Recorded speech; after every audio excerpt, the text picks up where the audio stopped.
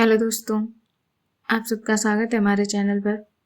आज की हमारी पहली कहानी है और ये इस कहानी का पहला एपिसोड है, इसलिए थोड़ा स्पेशल है और दिल के बहुत करीब भी, क्योंकि ये कहानी उन लोगों की है जो ज़मीन पर रहकर भी आसमान छूने के सपने देखते हैं। इसीलिए इस कहानी का नाम है परिंदे।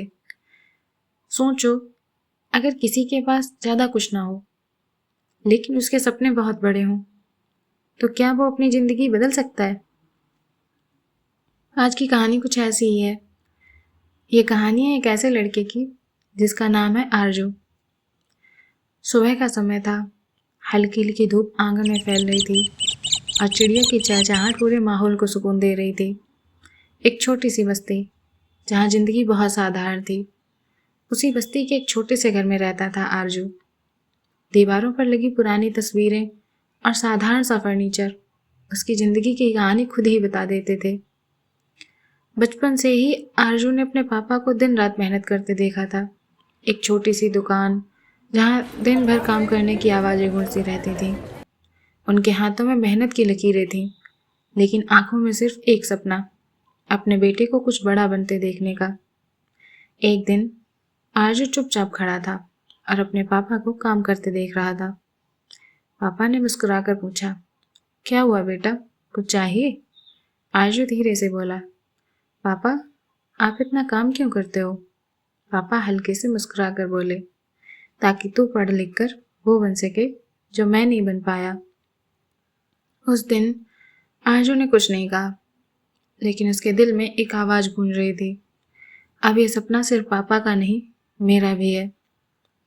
समय बीतता गया। आरजू ने 12वीं अच्छे नंबर से पास की और अब उसकी ज़िंदगी का नया सफ़र शुरू हुआ। कॉलेज। हर सुबह वो अपनी साइकिल लेकर निकलता। सड़क पर हल्की धूल उड़ती और ठंडी हवा उसके चेहरों को छूती, लेकिन कुछ लड़के उसे देखकर हंसते। अरे आरजू, ये साइकिल है या टाइम मशीन? आरजू एक पल के लिए रुकता, फिर बिना कुछ बोले आगे बढ़ जाता, क्योंकि उसके मन में सिर्फ एक ही आवाज़ होती, एक दिन यही लोग मुझे पहचानेंगे। रात का समय, घर में सब सो चुके हैं और बाहर से कभी कभी दूर से ट्रेन की आवाज़ आती है और आसपास झींगरों की आवाज़ माहौल को और शांत बना देती है। एक छोटे से कमरे में एक लैंप की हल्की रोशनी में आरजू अब भी जाग रहा है। उसकी आंखें थकी हुई हैं, लेकिन उसके इरादे अब भी मजबूत हैं। वो खुद से कहता है, थक गया हूँ लेकिन रुक नहीं सकता, ये मेहनत मेरे लिए नहीं पापा के लिए है। फिर वो अपनी कॉपी खोलता है और लिखता है, पापा का सपना पूरा करना है। उसकी आंखों में अब सिर्फ एक ही चीज़ है, जुनून और उम्मीद। और अब कॉलेज की लाइफ सच में अलग होती है और आरजू की ज़िंदगी में अब एक ऐसा मोड़ आने वाला है जो सब कुछ बदल सकता है। क्या आरजू अपने सपनों तक पहुंच पाएगा, या उसकी ज़िंदगी में आने वाला यह नया मोड़ उसे किसी और रास्ते पर ले जाएगा? और कौन है वो जो उसकी ज़िंदगी में तूफान की तरह एंट्री करने वाली है? ये जानने के लिए जुड़े रहिए हमारे साथ। कहानी पसंद आई हो तो वीडियो को लाइक करें, चैनल को सब्सक्राइब करें और अगला एपिसोड मिस मत कीजिएगा। मिलते हैं अगले एपिसोड में, तब तक के लिए ध्यान रखें।